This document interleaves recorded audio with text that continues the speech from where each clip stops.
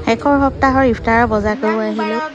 সকলোলৈকে আৰু অৱশেষত বৰষুণজাক আহিল, গছ গছনিবোৰ শুকাই গৈছিল, মোৰ ফুলবোৰ বেয়া হৈ গৈছিল আৰু আজি ভাবিছোঁ ইফতাৰ দিম মানুহ কেইঘৰমানলৈ, কিন্তু বতৰটো বহুত বেয়া হৈছে, বহুত খৰধৰকৈ মানে লাগি আছোঁ কিটচেনত।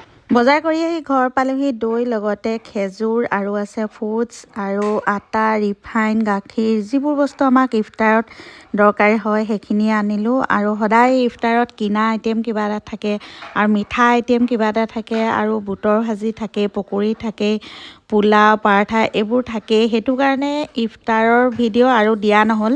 এইফালে কণী সিজাই ল'লোঁ আৰু লগতে এইফালে পকৰি ভাজি আছোঁ। কণীখিনি কাটি ফ্ৰাই কৰি ল'লোঁ, সেইখিনি কাবুলী বুটৰ লগত বনাবলৈ। আৰু এইফালে ফাইনেলি কুৰ্মা পোলাও ৰেডি হৈ গ'ল। আৰু এইফালে ইফতাৰবোৰ পেকিং কৰি আছোঁ দিবলৈ, ওচৰৰ আৰু অকণমান দূৰলৈও দিয়া হ'ব। এনেকৈ ইফতাৰবোৰ ৰেডি কৰি বিলালোঁ আজিলৈ।